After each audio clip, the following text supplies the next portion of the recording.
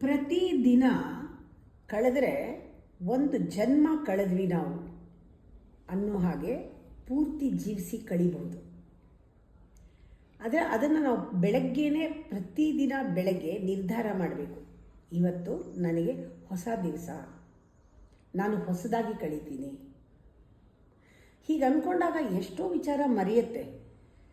ಮರೆತಾಗ ನಾವೇನು ಮಾಡ್ತೀವಿ, ಒಪ್ಕೊಳ್ಳಲ್ಲ ನಾನು ಮರೆತೆ ಅಂತ. ಈ ಕಾರಣ ಆ ಕಾರಣ ಅಂತ ಹೇಳ್ಬಿಡ್ತೀವಿ.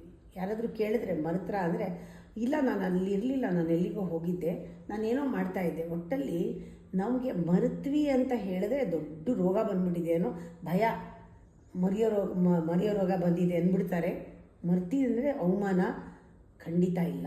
ನೀವು ಎಷ್ಟು ಸಲ ಮರಿತೀರಾ ಅಷ್ಟು ಸಲ ನೀವು ಜ್ಞಾಪಿಸ್ಕೊಂಡ್ರೆ, ನಾನು ಇದನ್ನು ಮರ್ತಿದ್ದೀನಿ ಅಂತ ಜ್ಞಾಪಕ ಬರುತ್ತಲ್ಲ, ಆ ಪಾಯಿಂಟ್ ನೀವು ಬದಲಾಗೋ ಕ್ಷಣ, ಟ್ರಾನ್ಸ್ಫಾರ್ಮೇಷನ್ ಆಗೋ ಕ್ಷಣ, ನೀವು ಬೆಳೆಯೋ ಕ್ಷಣ, ನೀವು ಇನ್ನೊಂದು ಲೀಪ್ ತೊಗೊಳ್ಳೋ ಕ್ಷಣ, ಇನ್ನೊಂದು ಹೆಜ್ಜೆ ತೊಗೊಳ್ಳೋ ಕ್ಷಣ ಯಾವುದು?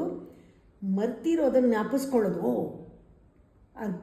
ಮರ್ತುಬಿಟ್ಟಿದ್ದೆ ನಾನು, ಮರ್ತೋಗಿದ್ದೀನಿ ನಾನು ಇದನ್ನು ಮಾಡಲಿಲ್ಲ, ಮರ್ತೋಗಿದ್ದೀನಿ ಅಂತ ನೆನಪಿಸ್ಕೊಳ್ತೀರಲ್ಲ, ಆ ರಿಮೈಂಡರ್ ಕೊಡುತ್ತಲ್ಲ, ದಟ್ ಮೊಮೆಂಟ್ ಅನ್ಕಾನ್ಷಿಯಸ್ನೆಸ್ಸಿಂದ ನೀವು ಕಾನ್ಷಿಯಸ್ಗೆ ಬರ್ತೀರಾ. That is A transformation moment.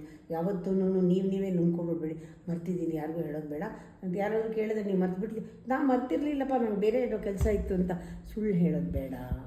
ಬೆಳೆಯೋಣ ಅದರಲ್ಲಿ. ಆಗ ಪ್ರತಿದಿನವೂ ಒಂದು ಜನ್ಮ ಕಳೆದಂಗಾಗತ್ತೆ.